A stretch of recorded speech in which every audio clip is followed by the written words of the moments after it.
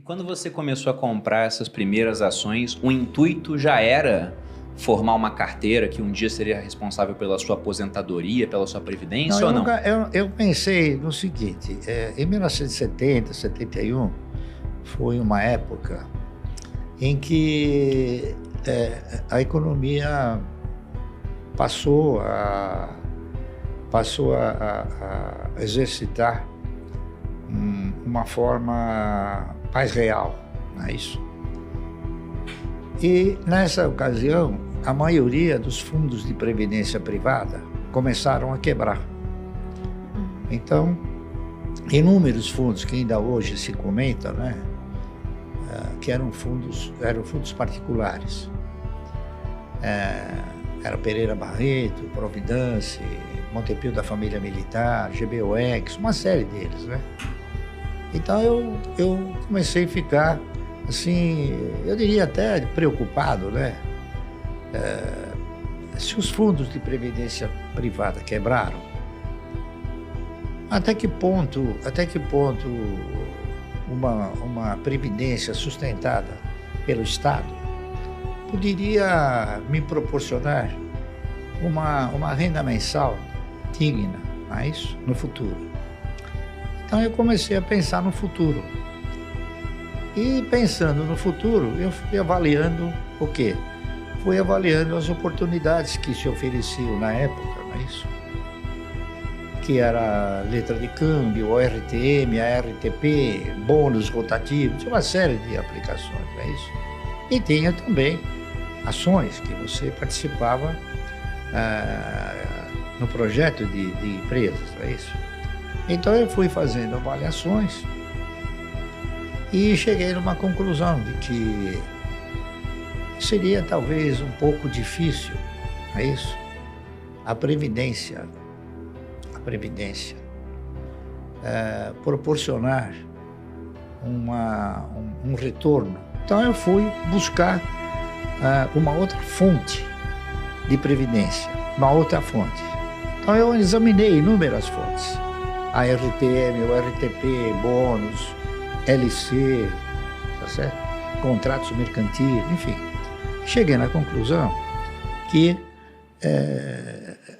as ações, elas ostentavam e reuniam condições, se você tivesse a participação em bons projetos, em projetos de empresas futuristas, de você estar assemelhado com a postura do controlador ou dos maiores acionistas. Então eu comecei a fazer o quê? Um estudo mais profundo de algumas ações de empresas que pudessem garantir ao longo de um período, não é isso? Longo, essa condição, a condição de te proporcionar uma renda mensal. Então eu comecei a analisar com bastante profundidade, não é isso? E acabei fazendo o trabalho daquela que eu interpretava ser a empresa que melhor poderia suprir um projeto de 30 anos. Por quê? Porque se você tinha que contribuir 30 anos para a Previdência, eu interpretei o seguinte: por que não comprar 1.000 ações por mês durante 30 anos? Não é isso? E foi o que eu fiz. Então eu fiz um trabalho, né? Que recaiu sobre ações de uma empresa chamada Anderson Clayton.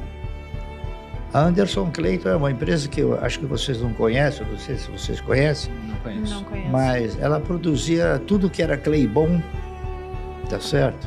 Amendocrem, ela fazia óleo Claybon, né? Claybon é tipo margarina. aquela farinha, aquele negócio de margarina, engrossar, Claybon, né? também. Verdade, margarina. Minha avó usava no bolo. Margarina Claybon, ela fazia também um negócio chamado Amendocrem, Se o cara faz que é bom, mais faz ou da menos graxa pra parecido, veículo, que é muito parecido. que é mais ou menos parecido com um negócio que se faz hoje, que eu esqueci o nome aí. Tipo pasta de amendoim, pasta de Isso, amêndoas, essas isso aí. coisas. Ela fazia tudo isso. Então era uma empresa do setor de alimentos, certo?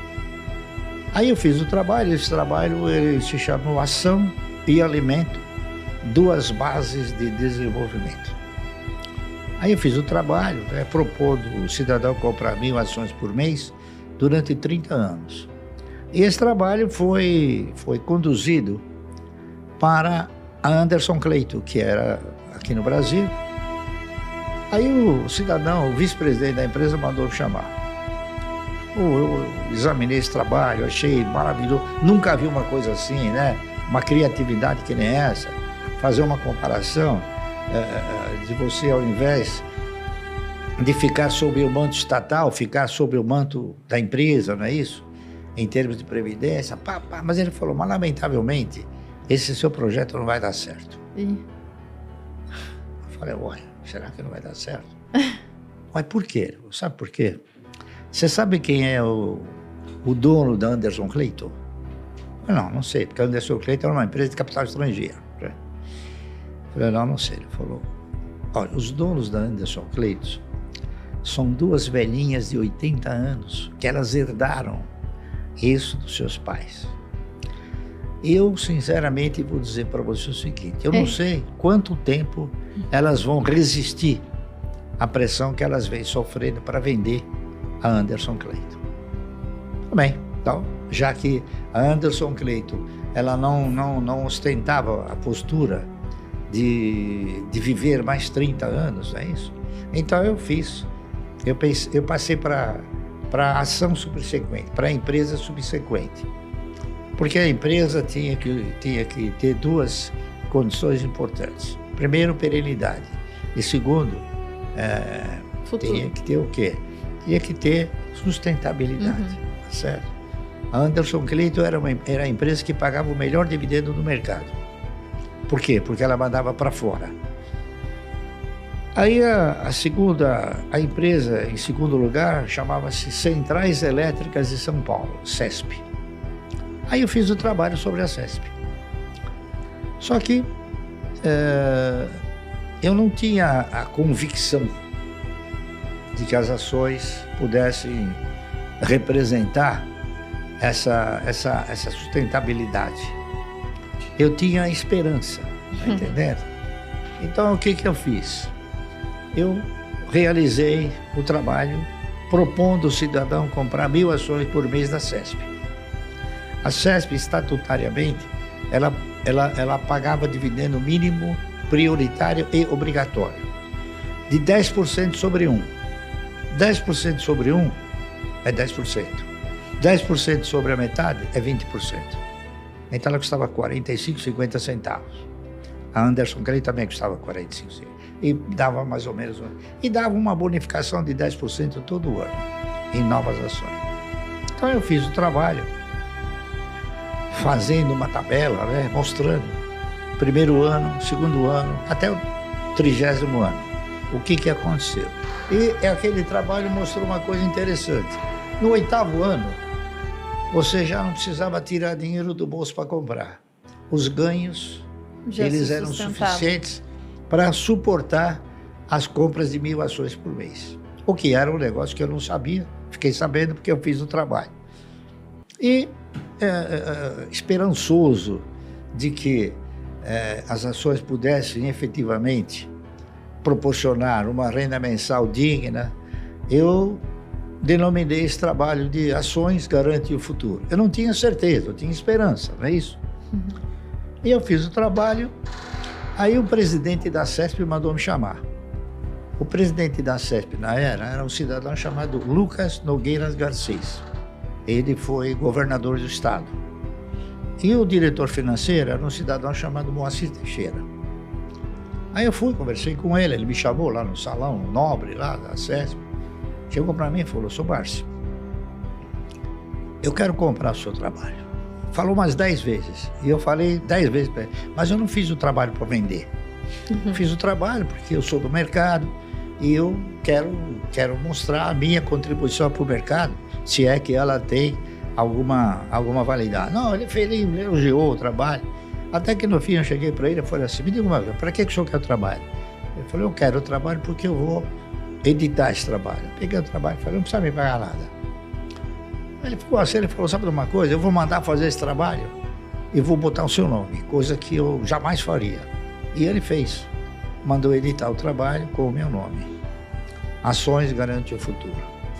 Então, Agora, eu tenho dito para ela o seguinte, esse título que eu coloquei era o título da esperança, tá certo? E hoje? O que eu diria hoje? Eu modificaria esse título? Claro. Eu acrescentaria um ó. Então, ações garantem um ótimo futuro. Com certeza, né? Deu Essa aqui certo, é legal.